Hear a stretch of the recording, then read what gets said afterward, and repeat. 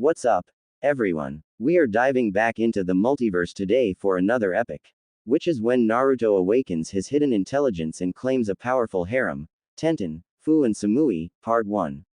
And if you enjoy this fanfic, then please press the like button and subscribe to my channel for more fanfic like this and comment for next part. And now let's start the fanfic. It was a peaceful morning in Konohagakure no Sato as many of the civilians were going about their daily lives.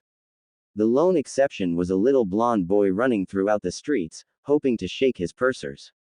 The boy hid between gaps of buildings while sticking in the shadows to conceal his bright orange jumpsuit. The blonde paused to catch his breath as he wiped the sweat off of his whiskered face. Green googles were fastened on his forehead as his bright blue eyes scanned the surroundings, eyeing his safe haven. Finding the coast to be clear, the boy dashed towards the red light district of Konoha. He smiled, sure of his victory, when he was suddenly hoisted into the air by his jacket collar. Naruto, an irritated male voice said as he looked at the boy. 9-year-old Uzumaki Naruto turned to see his diabolical academy instructor. Gay. Naruto blanched. How do you always find me, Iruka-sensei? The boy asked, trying to struggle out of his captor's grasp. Yumino Iruka was an average-height chunin that served as an academy instructor. He wore blue shinobi overalls underneath his green flak jacket. Iruka's most prominent features were his brown hair that was typically tied in a ponytail and a scar on the bridge of his nose. We're going to the Hokage, where you'll explain yourself, Iruka said. He placed the young boy on his shoulder and walked towards the Hokage building, ignoring the various stares from the villagers of Konoha. Upon arrival, Iruka greeted the Sandaime Hokage, Sarutobi Hiruzen. Hiruzen was an elderly man that served as Konohagakure's leader. Despite his elderly appearance, many shinobis feared him for his vast arrays of jutsus. This eventually earned him the moniker, the Professor. As the strongest person in the village, his word was typically the law, but a few were beginning to undermine his rule. Hiruzen had initially retired from his position but was forced back into duty after the death of his successor. Ah, thank you, Iruka. I was hoping that you would be able to find Naruto-kun. The Sandaime said as he lit his pipe of tobacco. The scarred chunin bowed in recognition before dropping Naruto unceremoniously on the ground. Be a little gentle, will you, Iruka-sensei? The boy complained as he rubbed his sore behind. Before Iruka could retort to his student, the Sandaime intervened. Naruto, I have several reports from people claiming that they've seen you painting graffiti all over the Uchiha compound. Hiruzen stated. Is this true? The old man asked for confirmation. Sometimes the villagers would blame Naruto for things the young boy didn't committed in order to get Naruto in trouble. Of course that was me. No one else is able to pull off a prank that awesome. I actually think this is my best prank yet, old man. Naruto replied as he gave a foxy grin. He had pranked the Uchihas because they often sided with villagers when the villagers pressed charges against Naruto. Of course the charges were usually falsely accused, but the military police didn't believe him. Show Hokage-sama some respect, Naruto. Iruka scolded as he wished his student would mind his manners. The Hokage could only chuckle as the two began bickering with each other. If only the rest of the villagers would treat Naruto like Iruka does. Hiruzen remarked sadly. He knew that the boy was hated for what he carried. The Sandaime had tried a variety of ways to make Naruto's life easier. From making laws to giving the boy a monthly stipend was just some of the ways that he tried. Still, the villagers would try to sabotage the boy every chance they got. Well, since you take credit for the act, as punishment, you're to clean the entire compound. Naruto's face instantly soured from the words. What? He shouted loudly. What do you mean I have to clean it? The blonde asked in protest.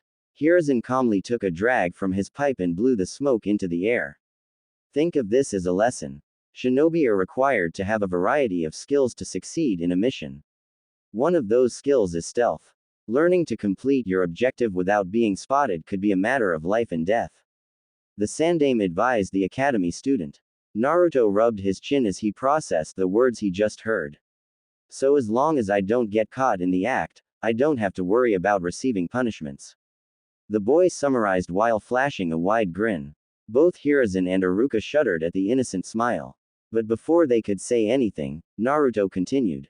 Thanks for the advice, old man. I'm going to head off and start on my punishment. I'm going to make sure that this is my last punishment. With that, he finished and left the room. The two adults silently stared at the door where the blonde left through.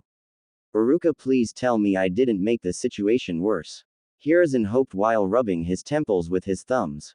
A headache was quickly forming because of Naruto. Don't worry, Hokage-sama, there's absolutely no way that we won't be able to catch Naruto if he pulls another prank. Uruka tried to reassure the Hokage.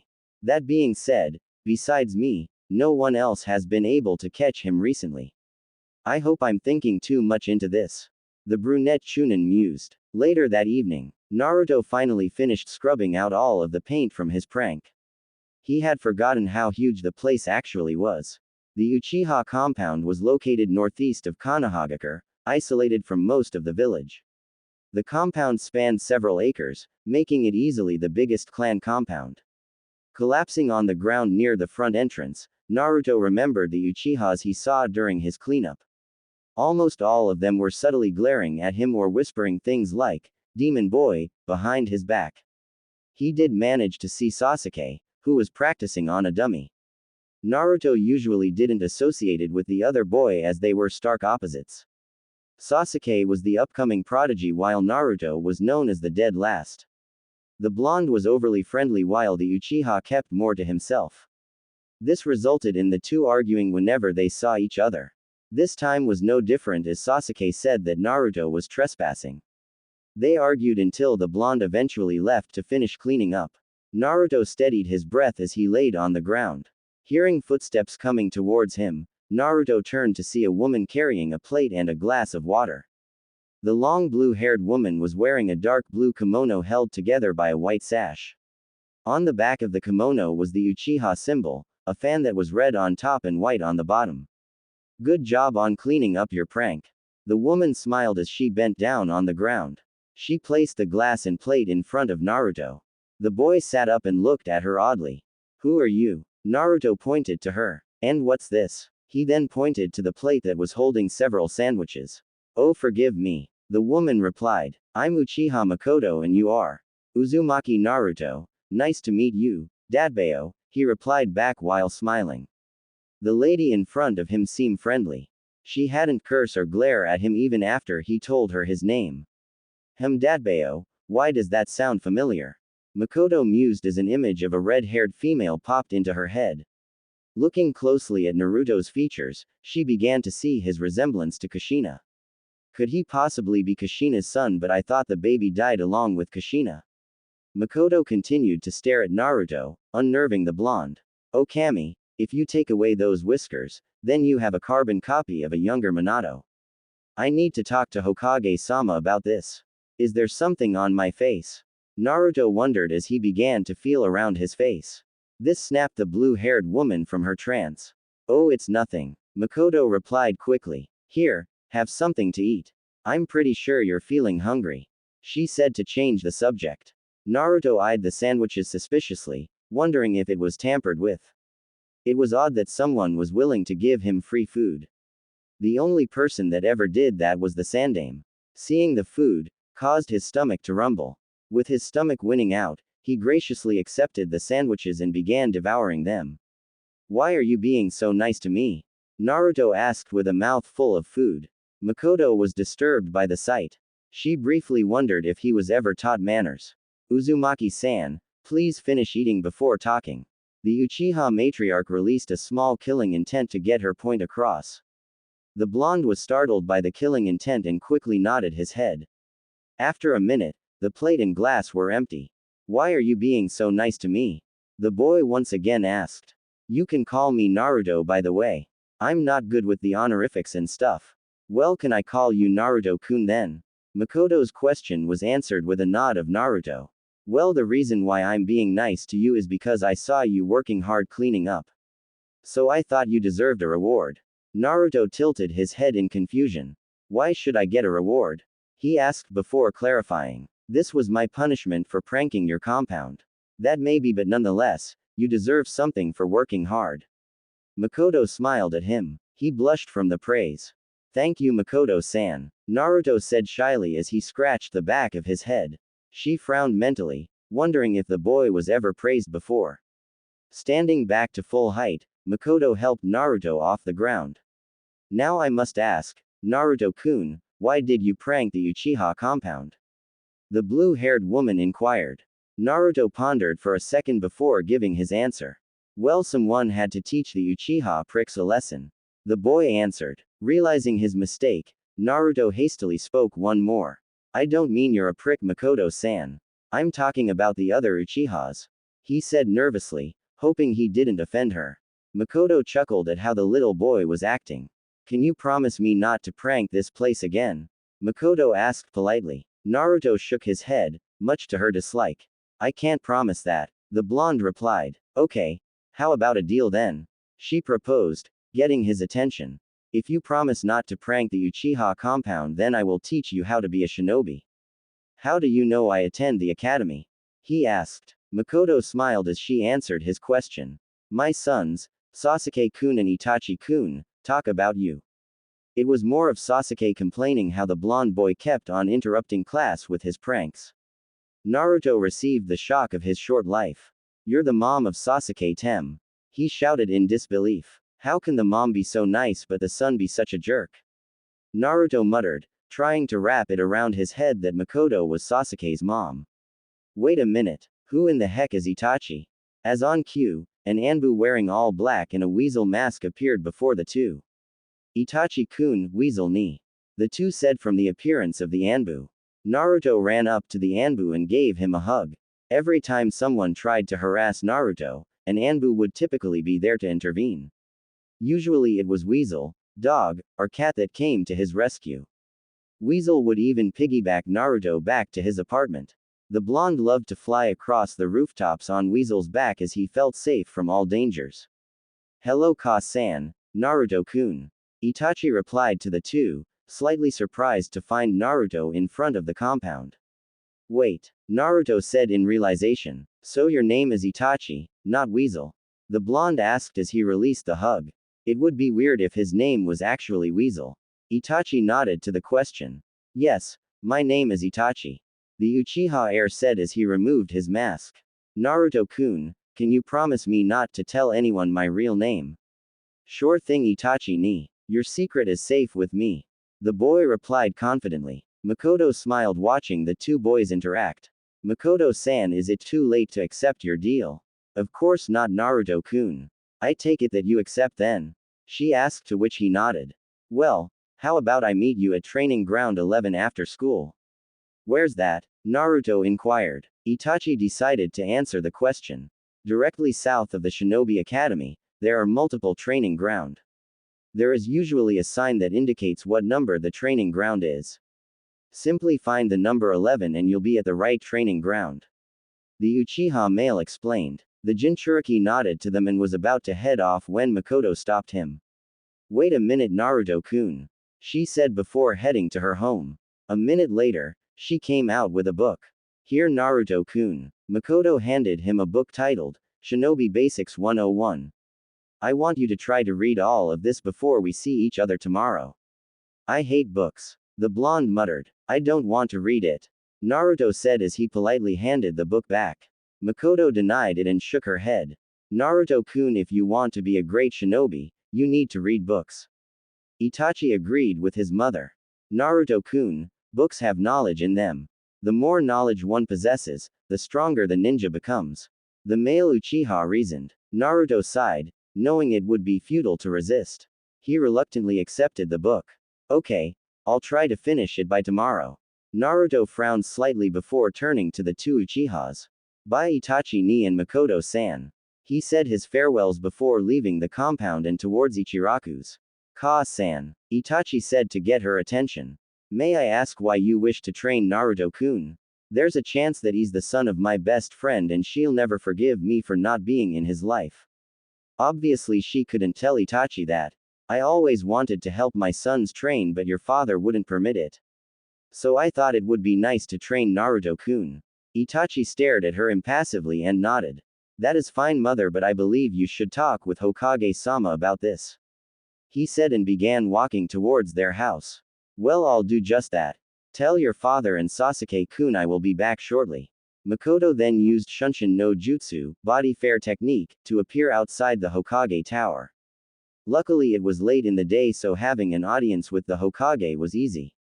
After being led in by the secretary, she appeared in the room where Sandaime was doing paperwork. "Oh Makoto-chan, what can I do for you today?" Hiruzen smiled as he glanced up from his work and gestured Makoto to sit. The Uchiha matriarch sat down as the elderly man gave her his attention. "Hello Hokage-sama, I wish to talk about matter regarding a certain blonde-headed boy and his heritage." With a wave, Hiruzen dismissed all the Anbu in the room and activated the privacy seals. "What do you wish to talk about that pertains to Naruto?" The image of a friendly grandfather was replaced with that of the shinobi no kami, god of shinobi. "I wish to know why I wasn't informed that Kushina's son was alive." The Uchiha woman went straight to the matter at hand. Hiruzen took a puff from his tobacco pipe. "Why do you believe that Naruto is the son of Kushina?" Makoto let out a sigh and began explaining. "Hokage-sama, I can't believe no one including myself hadn't seen it sooner. If you take away Naruto's whiskers, you'll have a carbon copy of Minato when he was younger." Makoto said as she was still in disbelief. Hiruzen nodded, believing the same. The nod was all Makoto needed to confirm her suspicions. When people are blinded by hate, they fail to see the most obvious of things. He remarked sadly and wondered if the village will ever regain the will of fire. Meanwhile, Makoto was feeling angry not only at the villagers but angry at herself for not noticing it sooner. "Does he know about his heritage?" she asked, even though she suspected that Naruto didn't know. Just like with the Kyuubi, his heritage is an S-class secret. This is to prevent the likes of Iwa and Kumo coming here to either kill or kidnap him. The Hokage explained. She agreed because that would most likely happen if Iwa and Kumo would ever come to know of Naruto's existence. "Hokage-sama, please allow me to adopt him. It is the least I could do for Kushina's boy after not being in his life for 9 years. Makoto knew she would feel Kushina's wrath if she ever saw the redhead again. "I'm afraid I cannot allow that," he answered. "Why, Hokage-sama?" Makoto was confused. Why was he refusing her? If I were to let one of the clans adopt Naruto, then that clan would have more power over the others due to the fact that Naruto is a Jinchuriki. Believe me when I say that you weren't the first to approach me to adopt him after finding out his heritage. Hiruzen answered her. "Who else knows besides us?" Makoto was shocked that others knew of this secret as well. Hiruzen took another puff from his pipe. He really was too old for this job. Including us, it would be Jiraiya, Shikaku, and Shibi. Jiraiya is Naruto's godfather, but unfortunately he has a spy network to run, so he can't be here. Shikaku found out when he went to pick up his son from the park. He saw Naruto and immediately connected him to Minato. Shibi said that his Kikaichu detected that Naruto's chakra was similar to his parents'. The latter two also asked to adopt him. "I see." The mood depressed as Makoto uttered those words. "Would it be alright if I taught and trained him to be a shinobi?" she asked, hopeful of the Hokage's answer. The mood was no longer gloomy as Hiruzen chuckled. "I see absolutely no problem with that. Thank you Hokage-sama." Makoto's face instantly brightened as she bowed deeply. So the Kawarimi no Megami, goddess of body replacement, is going to teach someone again. Hiruzen teased the younger woman. Makoto sighed at that nickname. "I really loathe that moniker. Couldn't they come up with something else?" She frowned before addressing the rest of the statement. "I didn't even teach Shisui much, it was mostly due to his own hard work. According to him, you helped in making the Shunshin no Shisui of the body fair, into a deadly force he was known as. It's a pity that he committed suicide 2 years ago." Hiruzen remarked sadly. Shisui had committed suicide in hopes of quelling the flames of rebellion. It had worked as the Uchiha had temporarily halted their plans. It wasn't until recently that plans had begun anew. Makoto nodded as she still remembered the compassionate Uchiha that was Itachi's best friend. "Well, I must leave to prepare dinner. Please excuse me and have a good day Hokage-sama," she said as Hiruzen dismissed her. Makoto exited the building with a swirl of leaves. The Sandaime sighed as he leaned back in his chair. "It's a pity that there aren't more Uchiha like you Makoto. I can only hope that your clan doesn't do something hasty and actually try a coup d'etat. Hopefully I can patch things up soon." He turned back to his paperwork as the pile seemingly got bigger since he last saw it. I really need to look for a successor. On the way towards his two-story apartment building, Naruto let out a heavy sigh.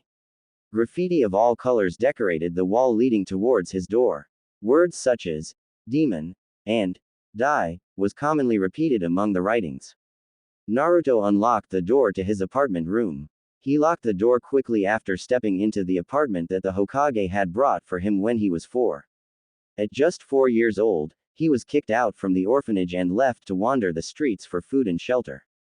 His food was overdue food products that were in the trash, while his shelter was either the forests or somewhere in the playgrounds. His luck turned for the better when the old man found him near the Sarutobi estate. The Hokage quickly took him inside for some food and clothing. That day was the happiest day in young Naruto's life. Not only did he get to eat good food and had a roof over his head, the old man looked at him differently from the rest of the villagers. Where the villagers would glare at him with hate and scorn, the Hokage looked at Naruto with sorrow and guilt. The boy didn't understand why, but he was just glad that it was different. The Sandaime proceeded to rent him a room at an apartment complex on the edge of the red light district. As soon as he moved in, all the other occupants moved out. Even the landlord moved away, leaving him all alone in the two-story building. Even though Naruto didn't need to pay rent, he always wondered why people avoided him or downright hated him. For as long as he could remember, the villagers always looked at him in contempt. What crime did he commit that his birth was treated like the plague? Naruto figured his parents must have done something horrible. They either died or abandoned him, making the villagers punish him for their actions. Naruto looked at the state of his desolate apartment room. The refrigerator, although in working condition, was mostly empty. Luckily, the cabinets were filled up to the brim with ramen cups. The day he discovered the food of the gods was the second happiest day of his life. Not only was it cheap, but it tasted amazing. The small brown table that he owned was found in a nearby garbage heap. Cuts of all sizes decorated the table as if it was made that way.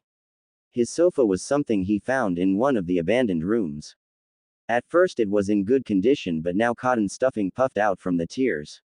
One day, someone snuck into his apartment and ruined all of his furniture with a sharp object. Naruto could have asked the Hokage for help getting furniture, but he didn't want to bother the old man who had an entire village to run. Deciding a shower was the best course of action, Naruto placed his orange monstrosity, as his teachers called it, into the washer. After a long shower, Naruto donned a white sleeveless shirt along with black shorts. As he placed his orange outfit in the dryer for use tomorrow, he remembered the book that Makoto gave him. Grabbing the book, the blonde headed into his room. His room was vacant except for a single brown dresser and a spring mattress. He had found both in decent condition in the other, abandoned, apartment rooms. Plopping down on the bed, he looked at the book. Naruto hated reading books with a passion. To him, it was all a bunch of big words mixed together to make long, confusing sentences. Whenever he asked the teachers to explain them, they would spurn him and call him an idiot for not understanding. With reluctance, the blonde opened the first page of the book. A note fell from the book and landed on his stomach. Naruto grabbed the note and read its contents. To Naruto-kun, if you found this note, then you listened to me and attempted to read the book. Great job on following my orders, and you avoided punishment when we meet tomorrow. Naruto's sweat dropped at that sentence. Makoto was such a nice person, there was no way she was going to punish him, right? Shaking himself out of his thoughts, he continued reading the rest of the note. I know some words will be difficult for you to understand, so I want you to write down those words on a piece of paper and we'll discuss them tomorrow. I want you to know that reading this book will help you on the path on to becoming a ninja. If you don't believe me, this was Itachi-kun's first book. Without further ado, finish this book before we see each other tomorrow. Your future sensei, Uchiha Makoto. Naruto couldn't believe this book was once Itachi's. The male Uchiha was one of the strongest shinobi he had ever met. Granted, the blonde hadn't met many shinobis, but he was sure that Itachi was strong. Deciding not to waste any more time, Naruto dove into the first chapter and began reading silently. A shinobi is a trained warrior that uses chakra. He's not a common bandit because he has a home to protect. That home is Konohagakure no Sato. In every Konoha shinobi dwells the will of fire. The will of fire is a belief that every shinobi loves, believes in, cherishes, and fights to protect the villages previous generations had done before them. This belief is what allows Konoha to survive 3 great shinobi wars and invasions from other villages. Naruto brought his hand up to his chest. Is it possible for me to have the will of fire as well? Can I honestly protect the same people that scorn me? Gigi once said that a Hokage protects his people. Maybe that's the same thing. Naruto thought to himself as he continued reading the book. While reading, Naruto jotted down several words that he was unsure of on the back of Makoto's note. Different topics came up in the book such as stealth, traps, chakra, jutsus, and etc. There was so much that he didn't know. Did his classmates learn these things when he wasn't in class? He decided to finish the rest at school tomorrow to make sure he wasn't late for class in the morning. Who knows, maybe I won't be kicked out this time. Naruto thought as he drifted into slumber. Next day asterisk. The sun directed its rays at Naruto's face, causing him to twitch slightly. Blue cerulean eyes slowly opened and went towards his alarm clock. Noticing that he was still early, Naruto took a quick shower, put on his jumpsuit, and had a cup ramen breakfast like always. The blonde grabbed the book from his bed, shoved it into his bag, and headed out of his apartment. Before he left, he made sure to lock his door. He didn't want anyone breaking into his apartment again. Finishing his preparations, he scurried off to the academy. When Naruto arrived to the class, he was greeted with an almost empty classroom. It seemed only a few people were here early. Not like any of them were his friends anyway. Naruto moved towards one of the window seats and pulled out the book and his notes, in case he came across any difficult words. He resumed reading where he left off last night. Naruto didn't notice the perplexed glances that his classmates gave him as they walked into the classroom. Most shrugged it off and went to talk to their friends. A black-haired boy, with his hair styled in a pineapple shape, and a brown-haired boy arrived in the classroom together like always. The black-haired boy was Shikamaru, the heir of the Nara clan. His clan was known for their intelligence and using deer antlers to make medicine.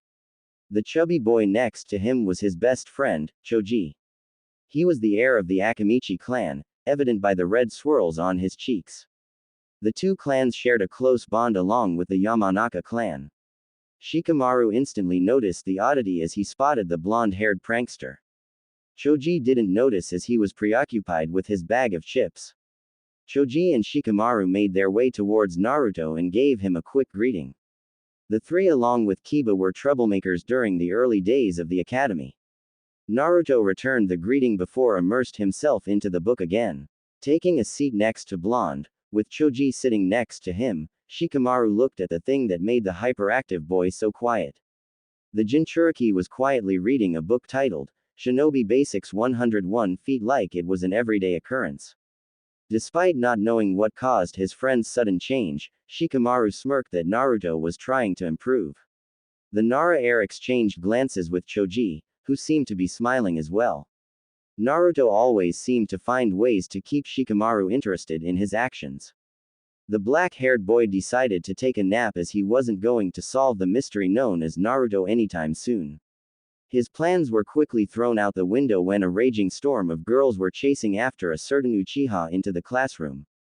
Of course, the two in front of the other girls was a girl with platinum blonde hair and a girl with cherry blossom pink hair. The platinum blonde girl had her hair tied in a high ponytail with a bang covering the right side of her face. She was Yamanaka Ino, the heiress to the Yamanaka clan. The girl Ino was bickering with was Haruno Sakura. The two were best friends until they discovered that they were crushing on the same boy. Sakura had on a big red bow on her head as her pink hair swooshed in the air. The two girls came barreling into the room seconds after Sasuke entered, leaving a dust cloud behind them. Can you loudmouth girls shut up? I'm going to go deaf. Inuzuka Kiba complained while covered his sensitive ears. His ninkin, Akamaru, barked in agreement. His face had the signature Inuzuka's red fang markings on his cheeks. Akamaru, his white ninkin, stayed mostly inside Kiba's gray, fur-lined hooded coat. Although the rest of the class didn't say anything, They agreed with the Inuzuka's words. Ino and Sakura quickly stood in front of Kiba with the latter pointing at him. Shut up, mutt. I'm not loud. Sakura screeched out, much to the annoyance of everyone. In the corner of her eye, the pink-haired girl spotted Naruto sitting next to Shikamaru and Choji. Hey Naruto baka, what are you doing? The blonde boy turned his attention from the book to Sakura. Oh hey Sakura-chan, how are you today? He friendly greeted with a smile. He didn't catch the insult that she attached to his name. She replied with a fist to Naruto's noggin. I told you not to call me that baka. Ino chimed into the conversation. Seriously though, what are you doing? She was curious on what made the fellow blonde sit still. Normally he would be too busy plotting some elaborate prank to even attend class. Naruto showed the two girls the book. I'm reading this book. Laughter erupted from the class with the exception from Sasuke, Aburame Shino, Shikamaru, Choji, and Hyuga Hinata. The latter three frowned that everyone was laughing at him. The dead last is reading. I'm surprised that you even know how to read. Kiba barked in between laughter. I mean, how's reading going to help you? You'll always be the dead last. More laughter was heard after Kiba spoke. Naruto was livid at his classmates for mocking him. He was simply sitting and quietly reading without bothering anyone. What more could these people want from him? The Jinchuriki was about to talk back to Kiba when he was interrupted by a lazy voice. You guys should really shut up. I can't sleep with this racket. Shikamaru said as he lifted his head up from his napping position. Shikamaru looked at Naruto. The Dobi is reading. The Inuzuka pointed towards Naruto. I have eyes, I can see that he's reading. Everyone that isn't blind can see that he's reading. If you look closely at the title of the book he's reading, then you would understand. The class looked at the title of the book that Naruto held. Before anyone could comment, Shikamaru continued talking. Naruto knows that he's currently dead last in the class right now. So what does he do? He's trying to get better so he doesn't stay there. He's actually taking his shinobi career seriously compared to most of you. His lazy voice was somehow able to silence the crowd. The Nara heir turned towards the Kiba. Personally, I don't understand why you're laughing at Naruto. You're currently the third to dead last in the class, barely ahead of Naruto. Kiba fumed at the end of Shikamaru's words. I don't know why you're talking Shikamaru, you're second to dead last. Kiba smirked at his apparent victory. You're right. The black-haired boy agreed. But you don't see me boasting about my position nor do you see me belittling Naruto. I'm content with doing minimal effort to pass. You, on the other hand, better watch out before Naruto passes you up. The entire class, including Naruto, was stunned silent after Shikamaru finished talking. Before anything else could happen, Iruka and Mizuki walked into the classroom. Iruka's brow rose at the quietness of the classroom but ignored it in favor of beginning the day's lecture. Everyone quietly took their seats. Ino and Sakura didn't argue who sat next to Sasuke either. Iruka began today's lecture on the elemental nations. Naruto regained his composure as soon as the teacher started. He flashed a genuine smile instead of his usual fake smile. Thanks for helping me out, Shikamaru. Shikamaru just smirked at the blonde. What are friends for? The pineapple head then laid his head down and drifting off into his nap. Choji held out his chip bag towards Naruto, an Akimichi sign of friendship. Naruto took a chip from the bag and nodded a thank you to Choji. They both smiled and returned their attentions elsewhere. Choji went back to eating his chips while Naruto just smiled with the thought of having new friends. After school, Naruto rushed to training ground 11 as soon as class ended. Class was refreshing as he actually learned something and wasn't kicked out by the teachers. After some searching, he finally found the grounds he was looking for. When he entered the training ground, the blonde saw Makoto. Training ground 11 was ordinary compared to the other grounds. It was an empty grass field with nothing surrounding it. On the edges, there was several benches and tables. Instead of a training grounds, it looked more like a park. Hello Makoto-san. The boy shouted as he headed towards the woman. She returned the greeting with a smile. How are you, Naruto-kun? I had an awesome day. Today I read the book you gave me in class but people laughed at me. Naruto frowned as he recalled the incident. Makoto frowned as well but decided to let the Jinchuriki continue talking. My friend Shikamaru told off the people who laughed at me. I didn't even know we were friends. Plus Choji gave me a chip from his chip bag, which means we're friends too. Oh, and Choji is an Akamichi, just in case you didn't know. I was able to learn something in class and I wasn't even kicked out. The hyperactive blonde rambled on. Makoto continued to frown at some of the things she heard but didn't pursue the topic. The woman simply patted his head, glad that he was happy. Alright Naruto-kun, since you're so happy today, how about we go buy you some new clothes?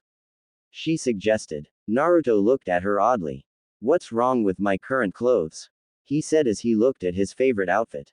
Makoto shook her head. Naruto-kun, a good ninja needs to use stealth by blending into the environment. Bright orange basically paints a target on you. She hoped to reason with him. As much as Naruto liked orange, he knew Makoto had a valid point. The problem is that shops don't let me buy anything. If they did let me buy stuff, it's really overpriced. This jumpsuit was the cheapest thing I can buy. Makoto stared at the ground impassively, but inside was a tornado of emotions. How dare the civilians treat a young child like this? The amount of hate he's receiving for something he has no control over is ridiculous. The Uchiha woman steeled her emotions as she looked back up at him. Come Naruto-kun, I know a shop that will sell you things at a fair price. She gestured to the boy. Naruto stood rooted to his spot. Makoto-san, while I appreciate it, why are you so nice to me? The boy asked. He was unused to this level of kindness. First she offered to train him and now she was taking him shopping. The Uchiha woman frowned once again. He's so used to being ignored by the village that he doesn't know how to perceive kindness without being suspicious. Kushina-chan, I regret not being there for your son earlier. Makoto apologized to her friend, hoping for her forgiveness. Naruto-kun, I'm doing this because I want to. She assured him. Naruto tilted his head in confusion but decided not to think too much about it. Well, let me go grab my money before we head off. Before Makoto could protest, Naruto dashed away towards his apartment. After 5 minutes, he returned and they headed off to the shop. As they walked, villagers and shinobi alike gave them odd looks.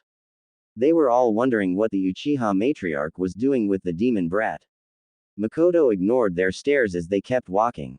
Eventually, they stopped outside a shop called Higarashi's Weapons, where a young brown-haired girl was attending the counter. Her hair was styled uniquely into 2 buns like panda ears. Hello Tenten-chan, can you call your parents for me? Makoto asked the girl now known as Tenten. The girl bowed before scurrying up the stairs to retrieve her parents. Soon a middle-aged man and woman, along with Tenten, appeared. Welcome to our store Makoto-sama. The man bowed. The man, who had a muscular build, was wearing blue overalls over his white shirt. His overalls were plastered with soot, giving him a dirty look. Black googles were lifted above his green eyes. His most prominent features were his bald head and brown, neck-length beard. Kaguya-san, I told you not to call me Sama. Makoto-san is fine, she reminded before turning to the middle-aged woman. Good afternoon, Tara-san. The woman known as Tara was dressed elegantly in a kimono. The kimono was black and decorated with a blue flower pattern. It matched the woman's dark blue eyes. Her brown hair was tied in a bun with a pair of silver hair sticks sticking out.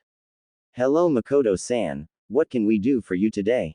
Tara friendly asked. Actually, I would like you to help this one here. Makoto ushered Naruto to the front. Tara and Kaguya instantly recognized who the boy was. The duo stared at Naruto and he began to feel anxious under their gaze.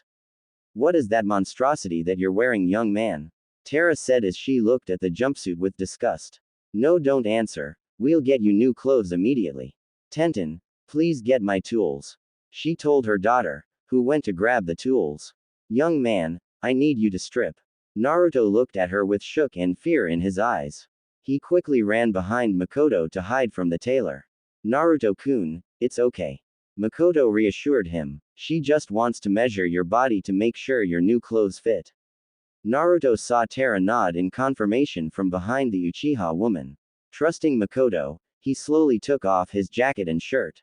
Instantly the temperature in the store dropped several degrees and killing intent leaked out from the 3 adults. Everyone stared at Naruto's body with utter horror. His body was so skinny that you could see the outlines of his bones. His arms looked like they would snap in half like twigs. His rib cage was in full display while his stomach was caved in. His entire figure looked like it could shatter into pieces if slightly touched. How he was able to look like that and be alive was a complete mystery. Naruto and Tenten shuddered under the killing intent. The boy collapsed onto his knees from the pressure and began holding his body to stop the shaking. Seeing this, the adults immediately regretted their actions. Makoto rushed to console Naruto while Tera did the same with Tenten. Kaguya stood there and shook his head in disappointment. The Uchiha woman broke the silence as she released Naruto from the hug. Naruto-kun, what do you eat to look like that? Makoto didn't want to know, fearing what he would say. But the information needed to be known so she could properly help him. I eat ramen every day and that's pretty much it. Naruto answered sincerely. Makoto didn't like his response. Don't you eat anything other than ramen? The Uchiha matriarch asked. Naruto shook his head in the negative. I can't buy anything else at stores because they're either too expensive or spoiled. The boy confessed. Makoto felt rage build up and did her best to suppress it so she wouldn't frighten Naruto again. Hearing his words, Tenten rushed up the stairs and returned later with a bag of snacks. Here, take this. They're mine, but you look like you need them more than me. Tenten handed him her private stash of snacks. Are you sure I can take this? Naruto questioned, to which she nodded. Thanks. I'm Uzumaki Naruto. Higurashi Tenten. The girl pointed to herself. Let's go get you a new set of clothes so I can burn those. Tenten dragged him along, followed by her mother. While waiting on him, Makoto grabbed a kunai and shuriken set, a first aid kit, several sheets of sealing paper, 2 bottles of ink, a brush, and a chakra baken. She dropped all of the items at the cash register. Several minutes later, Naruto came out from the back. He now wore a dark blue shirt that was covered by an unzipped black jacket that had a large orange Uzumaki swirl on the back. He had on black pants with orange streaks going along the side of each pants leg with matching combat boots. He replaced his old googles with a dark blue variety that hung loosely around his neck. The outfit was honestly a little big on Naruto, but hopefully he would grow into it. Much better, Naruto-kun. Do you like your new outfit? Makoto asked the newly outfitted boy. I do, but I think it needs more orange. Naruto was pleased, but he wanted more of his favorite color. Unfortunately, the store didn't seem to possess many things of the orange variety. The older women chuckled at the response. Well, I think you look quite handsome in them. Makoto complimented, causing Naruto to blush. Tera-san, can we have several sets of these clothes? She asked the tailor. Tera and Tenten went off to retrieve the supplies while Naruto made his way to the counter. What is all this stuff for? Naruto mused. I will explain this stuff to you later after we head to a few other places. Don't worry, you'll need these supplies for later. Makoto answered while Tera and Tenten returned with the clothes. Kaguya rang them up at the counter. Since you're a new customer, I'll make it 40% off the final price. It will come to 40,000 yen in all. Naruto retrieved his overstuffed frog wallet and pulled out the money. Makoto was shocked at the amount of money that Naruto had but chose not to dwell on it. Alright, I put all your things in this sealing scroll, you just add chakra to take them out. Come see us anytime you need anything. The blacksmith said. Naruto nodded and waved goodbye to the Higurashi family. Tenten quickly gave him a hug, which caused Naruto to blush slightly, and told him to start eating better. He promised that he would eat better after seeing everyone's expressions. Makoto and Naruto made several more pit stops along the way. Naruto was introduced to the library, where Makoto required him to read one book every week from the civilian section. As he went to check out the books that Makoto gave him, the librarian tried to stop him from checking out the book. Makoto quickly gave her a glare and promised to tell the Hokage about the transaction, which prompted the librarian to let Naruto check them out. They then went grocery shopping for Naruto, who received the ire from other customers. Quick glares from the Uchiha matriarch made them cower away in fear. Placing the groceries in a sealing scroll, they headed back to training ground 11. The duo sat on a bench and relaxed under the sun. So what's all the stuff from Higurashi's for? Naruto asked as he unsealed the items. Well, Naruto, a long time ago there was once a village called Uzushiogakure on an island near Kurigakure. That village was led by the Uzumaki clan, who were famous for their fuinjutsu and kenjutsu. Fearing the Uzumaki, 3 of the major 5 elemental nations attacked Uzushiogakure at the same time during the Second Great Ninja War. Unfortunately, Konohagakure wasn't fast enough in sending to aid our allies and Uzushiogakure fell. Although in the end they won, the 3 nations that attacked lost 90% of their troops. This allowed Konohagakure to quickly win the war over the other villages. The Uzumaki clan no longer exists in one place, but some of the people were able to flee from the destruction in time. I figured that you would want to continue your clan's history. Makoto finished her history lesson. Naruto soaked up all the information and a grin appeared on his face. Although sad that his clan was destroyed and scattered, Naruto still held out hope. There was a chance that someone related to him existed. I've decided, he announced. Along with my dream to become Hokage, I'll also look for other Uzumaki members. I'm going to learn this fuinjutsu stuff and kenjutsu to honor my clan. Makoto smiled at his proclamation. I knew you would say that. That was why I got you sealing paper and a chakra bakken, along with introductory fuinjutsu and kenjutsu books. She said, holding up each item. Now Naruto-kun, fuinjutsu is a very dangerous art. You must promise me that you'll be extremely careful while learning it. Yes, Makoto-san, I'll be extremely careful. What is fuinjutsu anyway? Naruto asked. Fuinjutsu is the art of sealing. It's very complex, so complex that it's considered a dying art. That being said, fuinjutsu is also very helpful, as you can tell just from the sealing scrolls. Makoto commented. She also told Naruto that there was also a fuinjutsu expert in Konoha, but he wasn't in town at the moment. I guess I'll ask Hokage Gigi about fuinjutsu when he has time. What is a chakra bakken? He asked. Naruto knew what the 2 words meant separately but not when combined. Makoto held up the bakken. If you apply chakra to this bakken, it gets heavier. This is used so you can get used to the weight of a real katana when you manage to get one. It's mainly used for training purposes. She explained. He then asked Makoto if she knew any kenjutsu teachers. The Uchiha shook her head no, but said that there were plenty of kenjutsu users in Konoha, so he might meet one someday. While Makoto was a kenjutsu user, her style relied on the use of her Sharingan. They then reviewed the book that Naruto read yesterday. They went over the words he didn't understand and reread the more important chapters. So when am I going to learn a super awesome jutsu? Naruto asked with sparkles in his eyes. Before I answer that, Naruto-kun, can you tell me what the 3 basic academy jutsus are? Makoto asked. It's Kawarimi no Jutsu, body replacement technique, Bunshin no Jutsu, clone technique, and Henge no Jutsu, transformation technique. Naruto answered. Well, did you know that when I was in active duty, that my alias was Kawarimi no Megami, goddess of body replacement? Makoto said. Although she wasn't exactly proud of the name, she was hoping to get his interest.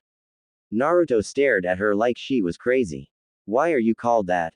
The blonde wondered. There's so many jutsus that are much cooler than the Kawarimi no Jutsu. Makoto nodded at his question. You're right, Naruto-kun. There are tons of cooler jutsus out there, but the Kawarimi no Jutsu can save its user. Even if you have a cool jutsu to use, most of them can't help you escape from certain death like Kawarimi.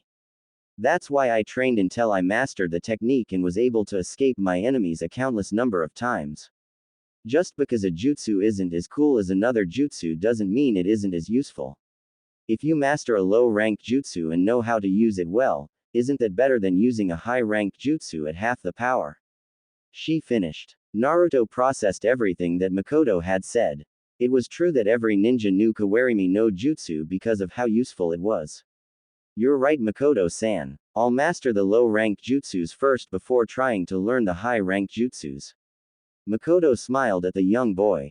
If you do master the low-ranked jutsus, the high-ranked jutsus become easier to learn. Plus, there are so many low-ranked jutsus out there that you can have a wide variety of different jutsus. You'll truly be the most unpredictable ninja out there. She incited him. Naruto loved the sound of that. He hugged Makoto as a thank you. Makoto could only return the hug she received from her best friend's son. Okay, we're going to start training and I expect you to work hard. Naruto got up, confidence exuding from his body. Yes, Makoto-sensei, I will be the best Hokage ever. Several months later. The past couple months were some of the happiest Naruto had ever felt in his life. The first time everyone saw his new clothes, they didn't recognize him at first. Shikamaru smirked and said, "You never cease to interest me, Naruto."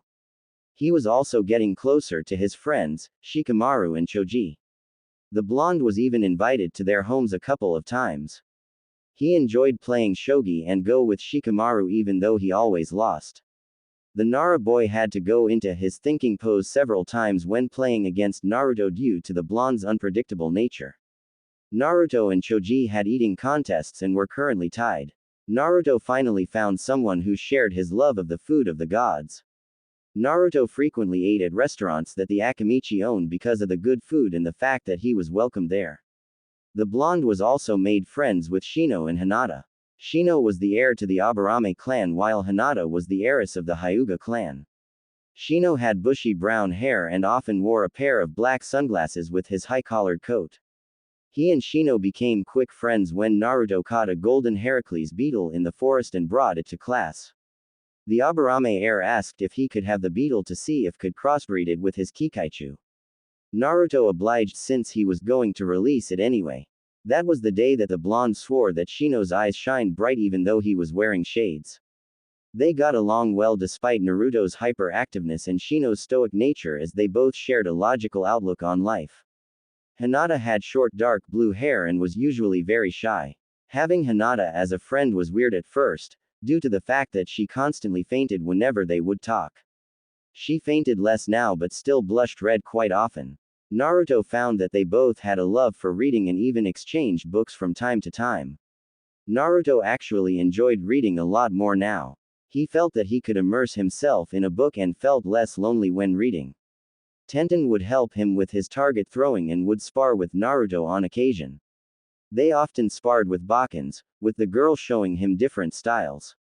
Some days they would just relax and talk about their respective classes. Naruto found out that he was held back a year by Gigi because he and Tenten were the same age. His training was going well if he said so himself. Naruto was no longer the dead last but was still near the lower half of the class. Kiba was furious that he was passed by the former dead last but could no longer say anything about without being called a hypocrite. Iruka enjoyed that the blonde started paying attention during his lectures and was even friendlier towards Naruto. Makoto trained him in studies, stealth, traps, and the 3 basic academy jutsus. The training in stealth and traps was great for his pranks. Since he never got caught, like Gigi said, he never got punished for his pranks. The Kakurimino no Jutsu, cloak of invisibility technique, Makoto taught him greatly helped in this endeavor. Even though the whole village knew it was him, no one was able to catch him in the act. Anbu were on high alert after he had pranked their headquarters. All he did was apply itch powder to their uniforms. They even began using special code words for situations involving him. True to his word, he never pranked the Uchiha compound again. He only pranked specific Uchihas that irritated him. His training in the academy jutsus was going well except for the Bunshin no Jutsu clone technique. He was going to have to find a way to conquer it before graduation. He was able to perfectly master his first jutsu, Nawanuke no Jutsu rope escape technique, due to the fact Makoto-san would make him escape from all kinds of bindings and in all sorts of positions. He questioned the usefulness of this jutsu but Makoto pointed it out to him. With this jutsu, he would be able to quickly escape if taken hostage or pretend to be captured so he could be led into enemy headquarters. Once inside, he could escape with valuable information or take down the boss. Naruto then knew any jutsu could be helpful depending on the situation. Now he was working on the Kawarimi no Jutsu by replacing himself with objects that were far away. Although he sparred with Tenten, he was still unable to find a kenjutsu teacher. This resulted in him only doing practice swings with his Bakken. He read about different styles but wasn't sure which one was right for him. Naruto decided to postpone it until he found a kenjutsu expert. His Fuinjutsu, on the other hand, was going great. After practicing his calligraphy for nearly 2 months, he was finally able to write without messing up. The blonde was still on level 1, which was identifying simple seals, but he was on his way to level 2. The Hokage helped him maintain a steady hand and even suggested writing with his left hand as well. His reasoning was that his right hand might be occupied during battle, so he might need to write seals with his left. His physical health was getting back to where he should be. He read a book on how to remain in ninja shape after recovering from an injury. Although he wasn't injured, the method helped him regardless. Makoto gave him cooking lessons so the blonde could be self-sufficient. His new diet allowed him to gain pounds and he started to fill his clothing. That being said, the blonde was still the shortest in his class. He was exercising regularly and was doing lots of running to increase his stamina. Using Henge Transform, Naruto was now able to buy foods and clothing at normal price. Naruto marched on towards training grounds 11 but noticed several villagers and ninjas' solemn expressions. Today was a beautiful day with only a few clouds in the air. Why were they so sad? Deciding it would be best to ignore the villagers, Naruto proceeded to the training grounds where Makoto would be. As soon as he arrived, she was nowhere in sight. Could she be stuck at home? No, she would have told me beforehand at least. Naruto pondered when the Hokage came up to him. Naruto, I guess you haven't heard yet. Hiruzen asked despite knowing the answer. What are you talking about, Gigi? Naruto was confused by the Hokage's question. What haven't I heard? He asked before thinking to himself. The old man's acting weird as well, what's going on? Follow me, Naruto, and don't ask anything until we get there. Hiruzen gestured to Naruto. They walked silently the whole way, even the villagers didn't pay him a passing glance. They arrived at the cemetery and Hiruzen stopped at a tombstone. On it read, "Here lies Uchiha Makoto, a loving wife and mother as well as a strong kunoichi of Konohagakure no Sato. Hey Gigi, this is just a prank, right? It's probably punishment for all the pranks I did. I'm sorry for whatever I did, but this is going too far. I mean, I just saw Makoto-san yesterday. There's no way she's dead. She looked just fine yesterday." Naruto stuttered over his words. He knew it was a lie, it had to be. Naruto, yesterday night Uchiha Itachi murdered everybody in the Uchiha clan except for Uchiha Sasuke. We have no idea why he did it, but we'll ask Sasuke when he wakes up from his comatose state. I'm sorry to say that this isn't a prank. The Hokage said softly, not wanting to hurt his surrogate grandson. Naruto collapsed onto the ground, his entire world shattering. There's no way Itachi would do something like that. He's one of the kindest people I know. Why would he kill everyone, especially his mother? Naruto was at loss for words. What was he trying to achieve? I don't understand what's going on anymore. Naruto's tears escaped his eyes and fell on the ground. Inside, Hiruzen was filled with guilt. Thanks to his incompetence, Danzo was able to order Itachi to kill every single Uchiha to prevent the clan from staging a coup d'état.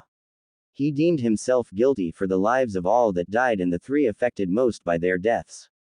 Itachi would be forced to live on the run, be pursued by hunter nins, and deal with the turmoil that came from killing his clan. Sasuke would live thinking that he was the last loyal Uchiha, and be faced with loneliness that he had never experienced before. He would also question why Itachi left him alive and possibly seek out revenge against his brother. Naruto lost his mother and older brother figure in a single night. Unlike Sasuke, he had dealt with loneliness before, but that didn't make it any less difficult. Hiruzen noticed that Naruto had begun to truly smile at people since Makoto came into his life. The Sandaime knelt down and hugged his surrogate grandson, who was crying profusely. The Hokage cursed his inability to do anything right. He had failed Minato, Kushina, Naruto, and now the entire Uchiha clan. Resolving to change, a fire was born anew within Hiruzen. He wouldn't fail no one else, and Danzo would come to know and fear why he was known as the Shinobi no Kami, god of shinobi. 2 weeks had passed since the Uchiha massacre and life in Konohagakure had slowly returned to normalcy. Uchiha Itachi was placed in the bingo book as an S-class missing ninja for massacring the Uchiha clan. Uchiha Sasuke was placed under the care of the elders Udatane Kaharu and Mitokado Homura until he was 16 or became a genin. He was questioned about Itachi and the massacre as soon as he woke up. Sasuke responded with fits of anger when Itachi's name was brought up. Many civilians deemed it taboo to speak of Itachi's name in front of Sasuke when they heard how he reacted. Sasuke was readmitted into the academy as soon as he was deemed healthy. During his recovery, his fan club grew to insane proportions. Fangirls and fanboys were hoping to help the tragic hero, and constantly hounded him with gifts. The boy, however, paid them no attention and trained constantly when he wasn't attending classes. Our protagonist hadn't been attending class. He remained locked up in his room and only came out when summoned by the Hokage. Hiruzen was worried about his surrogate grandson and would often take him out to eat ramen. Naruto would eat a single bowl of ramen, thank the Hokage, and return home. Ayame and Tuki were worried sick about their favorite customer. Naruto woke up from his slumber. To him, time seemed still and nothing was worth getting up for. He missed talking to Itachi and training with Makoto. Why did Itachi need do it? I don't believe it was to test his powers like the villagers are saying. Itachi ni is too kind for that. There's no way he was faking all of that. He loved Konoha as much as the next person. He would do anything for Konoha. Naruto tried to decipher Itachi's actions but was coming up blank. A light knock came from his door and Naruto grudgingly got up to open the door for the Sandame. Except the person behind the door wasn't the Hokage, but his lazy Nara friend. Hey Shikamaru, what are you doing here? The blonde boy asked. Shikamaru said nothing while his eyes were scanning Naruto. Mom told me to come get you for dinner at our place, you troublesome blonde. The black-haired boy sighed at his friend. This was the first time he had seen the blonde in 2 weeks, but Naruto looked like a shell of himself. Naruto's clothes were ruffled and he had major bags under his eyes. Most likely from the lack of sleep and crying, seeing as his eyes were still red. Sorry Shika, tell your mom that I'll come another time. The blonde refused the offer and was going to close the door until a hand stopped it. Naruto, you don't understand what that troublesome woman would do to me if I don't bring you. Look, I know you don't want to go, but do it as a favor for me. Shikamaru pleaded. Naruto sighed and nodded. He told Shikamaru to wait for him to get dressed. In about 15 minutes, the duo headed towards the Nara compound. On their way there, villagers directed their scorn at the young Jinchuriki. At least that's one thing that won't change anytime soon. Hopefully Shikamaru won't notice, but I doubt it. He's way too perceptive not to. Naruto thought as he walked. Like the blonde thought, Shikamaru did notice that their glares were directed to his friend. Those glares always appear whenever I'm with Naruto. Is it because of the pranks that he did? No, even a prank couldn't produce a look like that. Does it have something to do with the graffiti on his apartment wall? They were calling him a demon and telling him to die. Plus, all the adults seem to know something our generation doesn't. As always, everything with Naruto is so troublesome. Shikamaru's thoughts ceased as the duo arrived at the compound. Shikamaru directed Naruto to the backyard of the main house. Surprise! Multiple voices rang out as soon as Naruto came into view.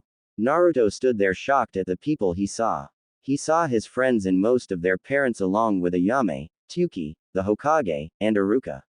He looked up to see a banner that read, "Happy 10th birthday Naruto." The boy had completely forgotten all about his birthday. Today was October the 10th, his birthday as well as the day the Kyuubi attacked Konoha. It was also the day the Yondaime Hokage died, killing the Kyuubi. A minute passed and no reaction came from Naruto. A slap hit the back of his head, releasing him from his stupor. He looked at Shikamaru, who was giving a wordless look that said, "Well, say something, you troublesome blonde." Naruto gave a wide grin and shouted his thanks for everyone to hear. His friends and Ino ran up to him and congratulated him on getting a year older. They even told him they got him presents. Naruto never had a birthday party or got presents before. He had no idea what to do, so he thanked them again. The party went into full swing and Naruto quickly forgot the sadness that had plagued him for the last 2 weeks. Tuki and Ayame gave him a personalized ramen bowl that was decorated with fish cakes before they had to leave to open up the shop. Hiruzen wished him a happy birthday and told Naruto to meet him in his office for his present before he headed home. The blonde boy was happy that he was able to spend his birthday with people other than just the Sandame. He ate lots of cake and ice cream and was hyperactive the entire time, much to the annoyance of the adults. Finally, it was time to open the rest of the presents. Ino was the first to give her present. It was a purple hyacinth in a pot. It means forgiveness in flower language. I hope you can forgive me for being mean to you all of these years. She apologized. Naruto looked at her and smiled. It's okay, Ino. How about we become friends? Ino nodded and gave her own smile. I would like that very much, Naruto. Inoichi and Noriko, one Yamanaka nodded their heads, although for different reasons. The two Yamanaka were wearing yellow yukata with a purple flower design. Noriko had her brown hair tied in a bun with chopsticks holding it in place. Noriko was happy that her daughter gained a friend, while Inoichi was happy that nothing was going on between Naruto and his princess. Shikaku and Choza shook their heads at their friend's obvious happiness. Uruka gave Naruto a stack of slips. I wasn't sure what to get you. The scarred-faced Chunin admitted. The blonde boy opened the stacks to reveal a coupon for a free bowl at Ichiraku's ramen. There's 50 slips in there. Any more and you'll clean out my wallet. Uruka chuckled as Naruto went airborne to give him a hug. Thank you, Uruka-sensei. The Jinchuriki thanked his instructor. Choji gave him a one-day, all-you-can-eat, pass at any Akimichi restaurant of his choosing. You better tell your chefs to be ready because we're going to have an eating contest soon. Naruto challenged his big-boned friend. You're going down. This will break our tie. Choji shouted back. Choza and Chiharu, one Akimichi, grew pale and were rapidly making plans to gather extra supplies. The two Akimichi were wearing white yukatas that was decorated with red swirls, the Akimichi symbol. Chiharu's short black hair had a red flower clipped on. Hinata gave him the latest book in the Doki Doki series. The series was immensely popular with the female population and rivaled the Ika Ika series in sales. Thanks, Hinata. I didn't know a new book had come out. He thanked her. Naruto didn't understand the series much, but he didn't want to make Hinata sad. It also gave them a topic to talk about. Anyo, it came out a week ago. Hinata said while she twirled her fingers. That's something within Naruto's head. While he was inside the sanctuary of his apartment, many things happened that he didn't know about. I hope you like your present, Naruto. She stuttered. Hinata didn't notice Naruto's change in expression. Naruto put his mask on once again and smiled at Hinata. Thanks, Hinata. We'll talk about it after I finish reading it. The Jinchuriki thanked her once more. Naruto didn't have time to dwell on his thoughts as Shino came up to him.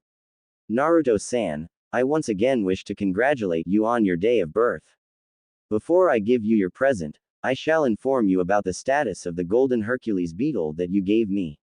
The beetle and my Kikaichu were able to produce a new breed of insect. The Aburame heir said with no change in his voice.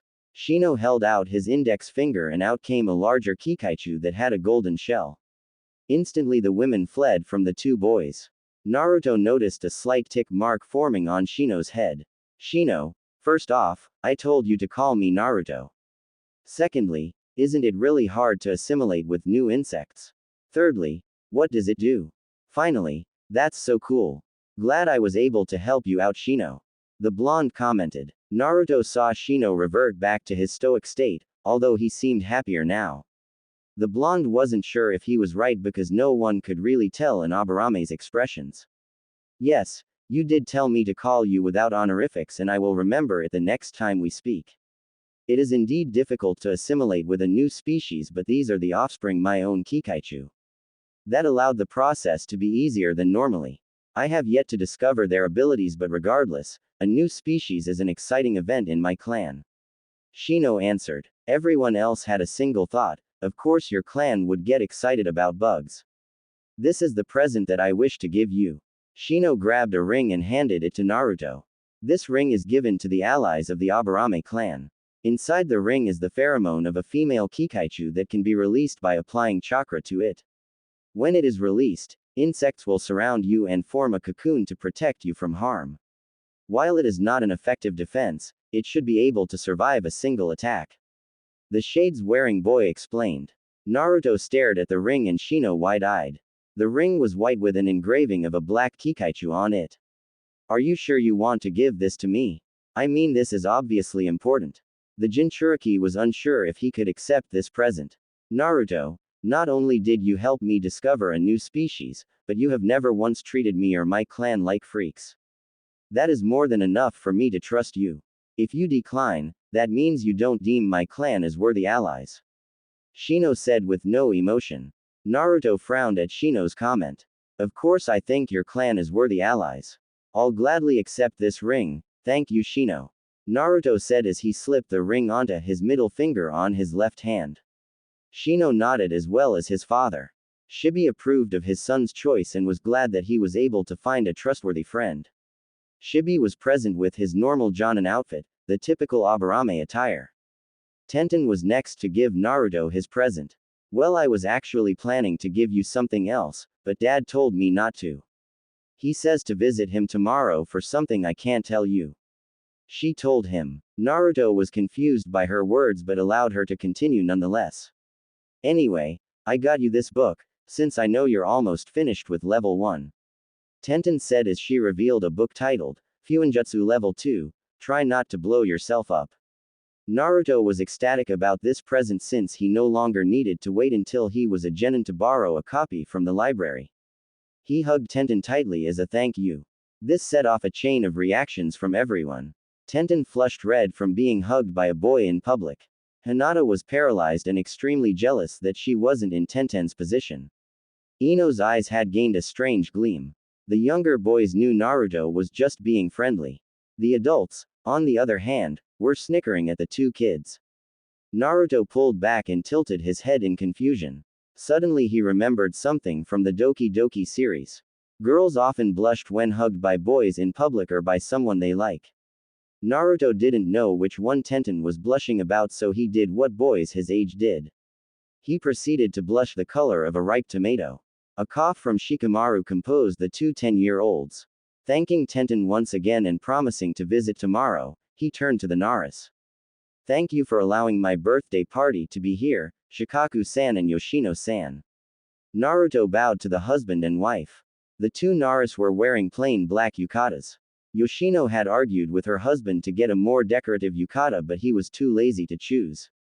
The Nara woman had her long brown hair hang straight instead of up in the usual ponytail. Yoshino ran up to him and pulled him into a motherly hug. You know you're always welcome here, Naru-chan. She teased. Yoshino-san, don't call me that, it's embarrassing. He sent the male Naras a look, requesting help. They looked away, whistling as if they didn't know what was going on. Sorry Naruto, she's just too troublesome to deal with. The male Naras thought collectively. Shikaku and Shikamaru didn't want to deal with the wrath of the woman. Naruto looked betrayed and he cursed his fate. Anyway, Shikamaru also brought you a present. Yoshino said as she let him go, much to Naruto's relief. I don't have a present to give Naruto. Shikamaru said dryly. What do you mean? You didn't get one of your best friends a present? The Nara matriarch fumed as she pulled Shikamaru by the ear. It was too troublesome to get him a present. Shikamaru remarked as he rubbed his sore ear. Naruto frowned that one of his best friends thought it was too troublesome to get him a present. The blonde smiled at Shikamaru nonetheless, since Shikamaru's friendship was a good enough gift. It's alright Shika, I'll kick Yorin Shoji next time. Naruto proclaimed. Shikamaru smirked at Naruto. I can't wait for that day to come. Although Yoshino was mad at her son, she knew nothing could be done about it. The party continued on into the evening. Naruto helped clean up and once again thanked the Naras before heading off to the Hokage Tower. Naruto knocked on the door and was given permission to come in. Inside, his grandfather figure was doing paperwork yet again. Oh, happy birthday my boy, and it's good to see you again. Hiruzen came and gave Naruto a hug before retreating back to his desk. Naruto sat on a chair in front of the desk and waited for the Sandaime. Hiruzen dismissed the Anbu from their posts and activated the privacy seals. Before the Hokage could speak, a blur from the corner of the room smashed into the bookcase. By the bookcase was a man with long white hair and a gigantic scroll on his back holding up an Anbu member with a blank mask by the neck.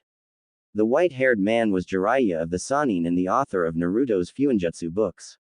He had on a green kimono shirt with matching pants. A sleeveless red haori was worn over his shirt. On his forehead was a Hittite with the word, oil, instead of the usual leaf symbol.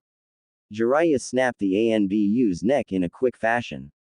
Good thing I was in the room sensei, or we would have been spied on. The body was sealed into a scroll of Jiraiya's and given to an Anbu member that had returned when Hiruzen deactivated his privacy seals. After the Anbu left, the Jiraiya activated his own seals. Just in case, sensei. We don't want the stuff we're talking about coming out of this room. Naruto sat there confused on what was going on. The Toad Sage then took a seat next to Naruto. Happy birthday, Gaki. Jiraiya told Naruto. Thanks Jiraiya-sama, but do I know you? Naruto asked, which made Jiraiya laugh in amusement. So you know about the great Jiraiya-sama. The Sannin puffed out his chest. But your questions will be answered soon. Jiraiya said since they had more pressing matters. The Hokage coughed to get the two's attention. Naruto, I've been hiding a lot of things from you and I want to make it up to you by telling the truth. I know you have a lot of questions and I'll answer them, but don't interrupt me until I've finished talking. What I'm about to tell you doesn't leave this room, understand? Hiruzen spoke seriously to get his word across. Naruto nodded in agreement and kept his silence. Hiruzen took a long drag from his pipe before he spoke. I'm sure you're wondering why the villagers hated you since the day you were born. On the day you were born, the Kyuubi no Yoko attacked Konohagakure. It tore the village apart with ease and was about to release its strongest attack on the village. Luckily, the Yondaime was able to teleport the beast away from the village. In the history books, it says that the Yondaime defeated the Kyuubi. That's not the truth and I was the one who fabricated it. The Kyuubi isn't actually alive, it's simply a ball of chakra or a biju. Since it isn't alive, it cannot be killed. The Yondaime was forced to seal the beast into a newborn baby in exchange for his life. The baby he put the Kyuubi in was you, Naruto. You're the Jinchuriki of the Kyuubi no Yoko. The Sandaime concluded. To say that Naruto was stunned was a massive understatement. His entire core was shell-shocked from the news and he could see why the villagers glared at him. They think I'm the Kyuubi, the same beast that killed all of their loved ones. Are they right? Am I the Kyuubi that terrorized Konoha? His thoughts were interrupted by Jiraiya. I've heard that you're learning Fuinjutsu, so you should know the difference between a scroll and a kunai. Jiraiya stated. In this case, you're a Jinchuriki and serves as the scroll to the Kyuubi's kunai. Naruto slowly nodded as he knew the difference but wasn't fully convinced. What's a Jinchuriki and is the seal secure? Hiruzen decided to answer his question. A Jinchuriki is a human sacrifice made to hold a biju. Including you, there are 8 other Jinchurikis spread out throughout the entire elemental nations. Of all the seals, yours is the most secure since the Yondaime was a level 10 Fuinjutsu master. Naruto's eyes widen over the fact that there were others like him. Were they hated and scorned just as he was? Are all Jinchuriki treated this way, and why do the villagers attack me if I'm the one keeping the beast contained? Naruto said calmly, but there was a hint of anger in his voice. If the villagers acted this way towards him, then the others probably had the same or worse treatment. A Jinchuriki's identity is usually kept hidden from the other elemental countries because they're often targeted for kidnap and assassination. The only known Jinchurikis are Roshi and Han of Iwagakure, Yugura of Kurigakure, and Kurabi of Kumogakure. Not much is known about Roshi and Han except that they fought in the Third Great Shinobi War. Yugura is the Mizukage of Kurigakure and Kurabi is viewed as a hero in his village because of his actions in the Third War. Jiraiya said to assure Naruto that not all Jinchuriki were treated badly. He did leave out the fact that Yugura was trying to commit genocide against bloodline users. Hiruzen decided to answer the second question. Most villagers and even some ninja don't understand how seals work. As you know, Fuinjutsu is a very complex art that's slowly dying out because not many people can understand it. They cannot fathom how a bunch of lines of ink can possibly hold back a beast such as the Kyuubi. I know I cannot possibly tell you to forgive them after all they've done to you. It is okay, Gigi. I can sort of understand why they feel the way they do. They simply fear what they don't understand. Who all knows about my status? Naruto asked. He was worried that everyone knew about him. Only the adults should know about your status as a Jinchuriki since some shinobi saw the Yondaime seal the Kyuubi in you. Word got around before I was able to make a law that prohibited anyone to talk about your status, punishable by execution. The younger generation doesn't know about it. Hiruzen explained and he saw the relief that came to Naruto's face. Thank you for finally telling me and trusting me enough with this secret. Naruto stood up and bowed deeply. Hiruzen stood up and sat on the floor in front of Naruto. He bowed with his head on the floor. Naruto, after everything I've done to you, yet you still thank me. I don't deserve your thanks as I'm a failure as your grandfather. The Sandaime said. Hiruzen felt hands lifting his head and the same hands wrapping around his torso. Gigi, don't ever say that. I don't care what anyone else says.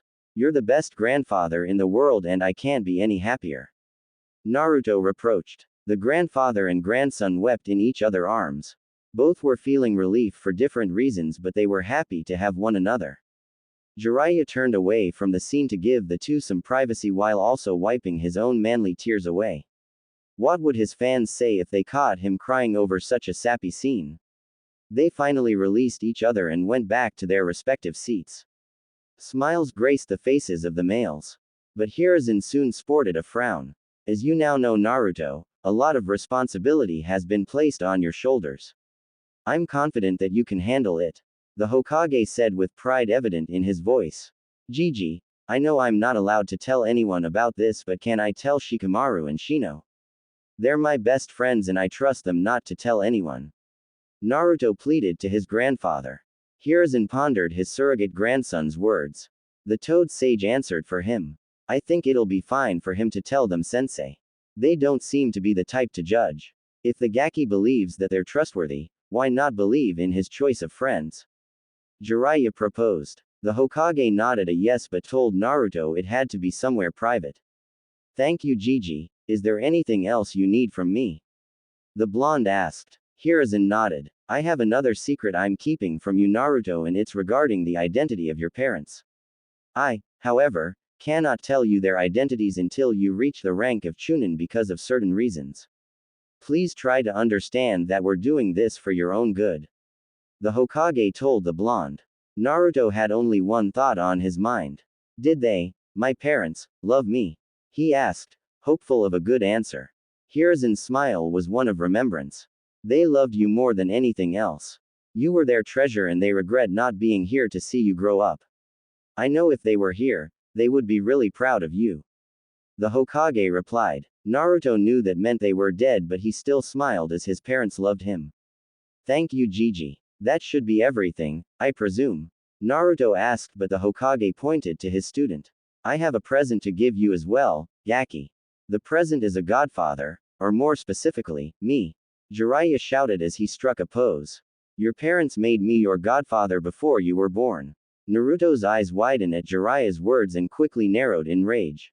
The young boy got up from his seat and kicked Jiraiya in the gut before following with an uppercut to the chin. Naruto took out his Bakken from its seal and applied chakra to it, making it the heaviest he could possibly handle.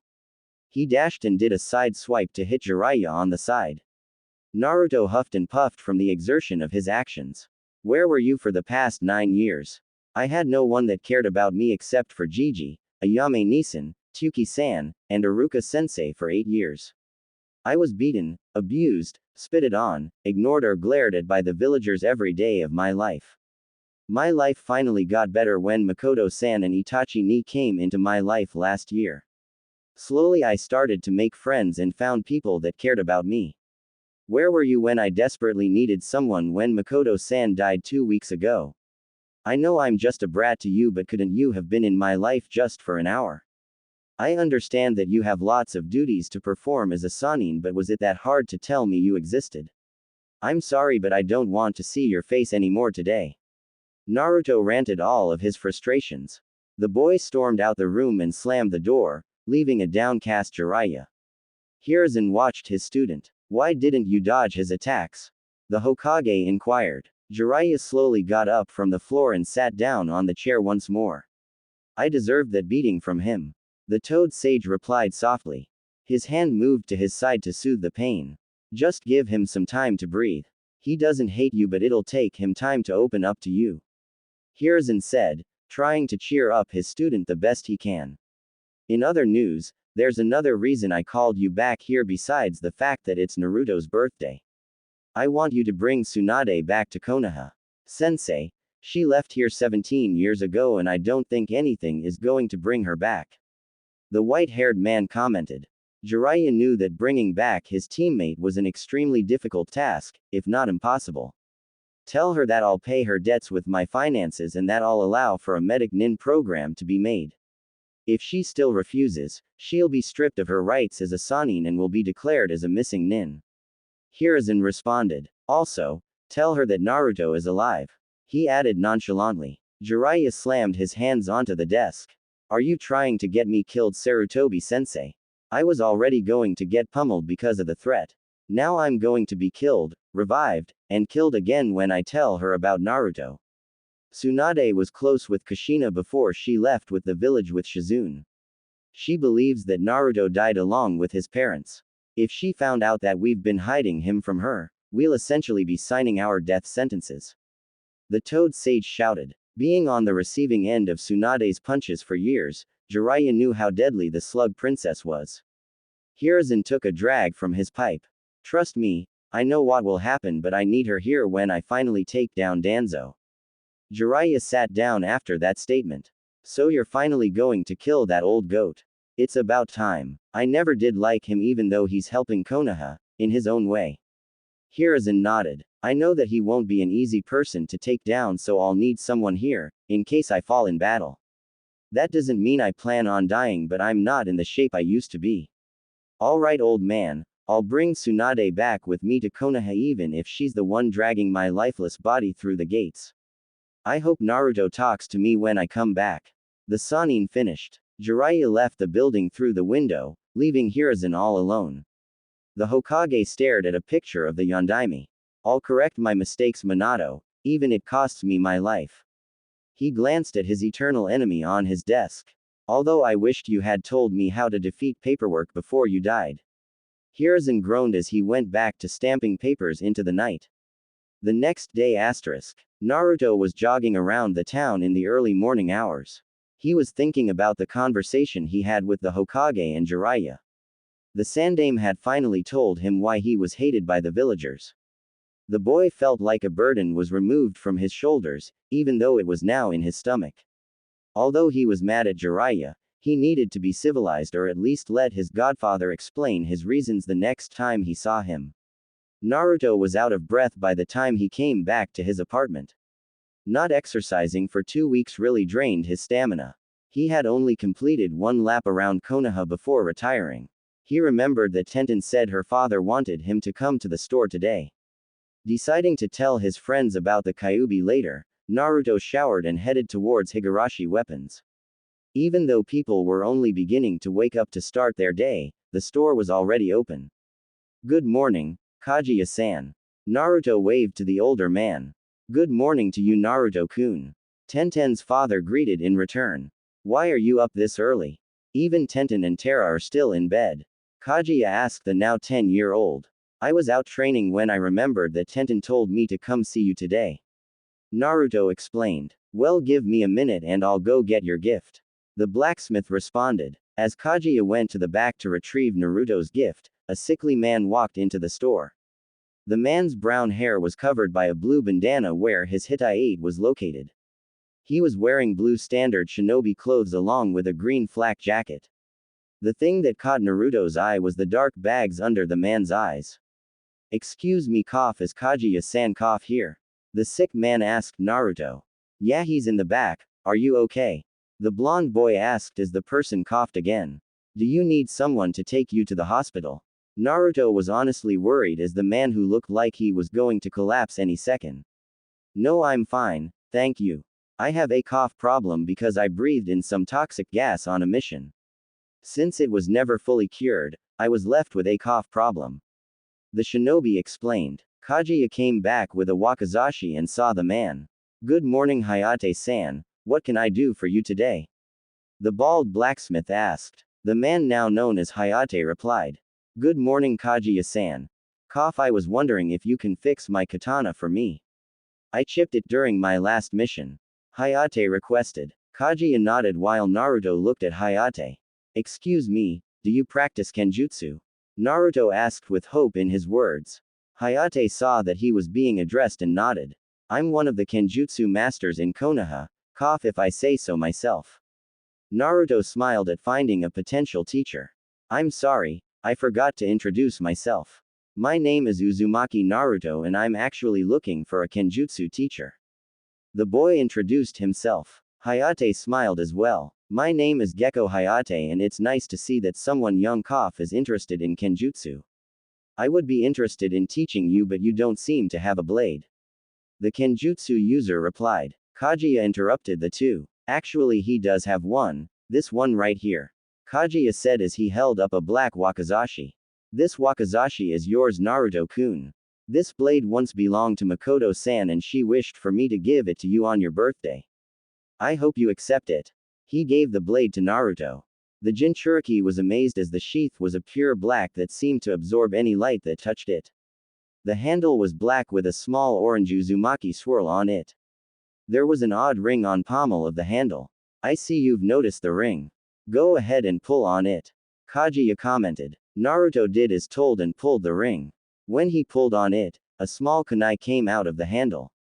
That's one of the improvements I've made to the blade. If you're in a pinch, the kunai should be able to at least surprise your enemies. Naruto returned the kunai to its place and pulled the blade from its sheath. The wakizashi was a medium-length blade. The metal was a pristine white like it was brand new and the blade itself was light. Naruto took a few swings with his new blade. The movements were fluid and effortless like the blade was made for him. I see you like it. Makoto-san asked that I make her katana into a wakizashi for you because it suited you more. Kaguya smiled at the little blonde. She also told me to hand this to you, in case she didn't personally give you the wakizashi. The blacksmith handed the boy a scroll. The blonde boy placed the blade on the counter as he received the scroll. When he tried to open it, the scroll resisted the force. I believe you need to pump chakra in it to open it. Hayate advised when he saw that Naruto was having trouble. The boy did as he was told and pumped chakra into it. As Hayate had stated, the scroll opened.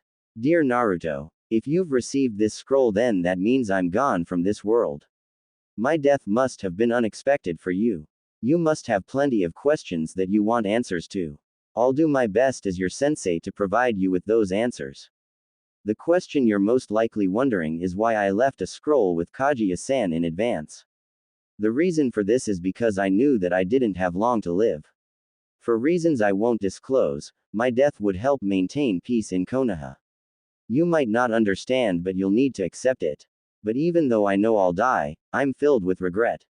You once asked me why I was so kind to you. The answer I gave you was a half lie. While it was true I was kind to you out of my own free will, the real reason was because I was best friends with your mother. The Hokage has requested that I don't reveal her identity because of certain reasons, but that won't stop me from describing her to you. She was the most hard-headed and quick-tempered person I've ever known. But at the same time, she was also the most loving and friendliest person I've ever met. Her death, along with your father's, impacted me greatly. I fell into depression, knowing that a person I loved was gone from the world. I secluded myself from the world outside of the Uchiha compound. My world brightened it up when a certain someone decided to graffiti the compound. I watched you rigorously clean up and I couldn't help but think that you deserved a reward for your efforts. That was our first meeting and that was when I noticed that you were my best friend's son. I offered to train you in order to atone for all the years of not noticed you. I expected that we would bond over time. What I didn't expect was to see how you were treated by the village. It was as if everyone blamed you for everything that went wrong in their lives. Yet you still turned out to be the sweetest and most forgiving person in the world. I was in awe at how you continued to go on smiling even with all the obstacles placed in your life. The time we spent together was some of the happiest in my life. You brought joy back into my life. Still, the thing that I'll regret the most is that I'll leave my sons without a mother.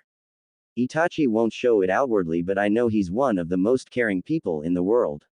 He'll regret it every day of his life for not finding a way to prevent my death. Sasuke will be left alone in the world, forced to fend for himself. My baby boy will secluded himself from the world, resenting his own weakness. And my last son will think that the world was set against him, when that's the farthest thing from the truth. He has people that care about him and love him almost as much as I do. Even with my death, they'll help him regain his smile. Even as he reads this scroll, he knows that he isn't alone. That's why Naruto, my son, I want you to continue to smile. I want you to know that I love you with all of my heart.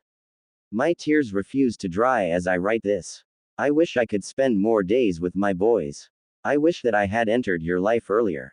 I wish I was still alive to watch my 3 boys grow up to be fine young men. Wishes that I know that won't come true. Still, I'm not worried because I know that my sons will do just fine without me. On the off chance that I'm wrong, Naruto, I want you to be there for Itachi and Sasuke. Out of the 3 of them, you're the strongest one. You'll be able to move on from this and become stronger. While it's selfish of me to place the responsibility on your shoulders, I believe you can do it. The wakizashi I've gifted you as your birthday present. It was originally my katana, but I believe that a wakizashi would be a better fit for you. Use the wakizashi to accomplish all your dreams.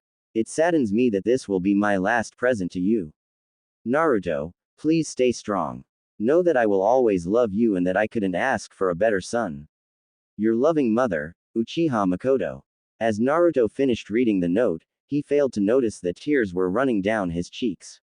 The streams of liquid refused to stop and they began falling onto the scroll. Not wanting to damage the scroll, the boy quickly wiped away his tears. He rolled up the scroll and looked up. Naruto noticed that Hayate and Kaguya was looking away from him, most likely to give him some privacy. Grabbing the blade that Makoto once used, a sad smile graced his face. Even after death, you still watch out for me. I'll treasure this wakizashi and use it to fulfill my dreams. And I promise that I'll be there for Itachi and Sasuke. Naruto thought as his resolve strengthened. What are you going to name your blade? Hayate asked as he turned towards the blonde. Naruto looked at Kaguya. Did this blade have a name? The boy asked. Kaguya scratched his beard and pondered. I don't believe Makoto-san ever gave it a name. Either that or she never told me its name. You should name it, the blacksmith suggested. Naruto looked at the blade and instantly found a worthy name. This wakizashi will now be called Jogi no Kotoba, words of a ruler, too, in honor of Makoto-san. The boy said. Both males smiled at the name. I think that's an excellent name, Naruto. Kaguya commented. Well, it looks like you have a blade now, Naruto. A lady with long purple hair commented as she came into the store. The woman was wearing a dark green variety of shinobi clothes. On her arms were black sleeves that reached up near her shoulder. She had white wraps on her left leg as well as her feet.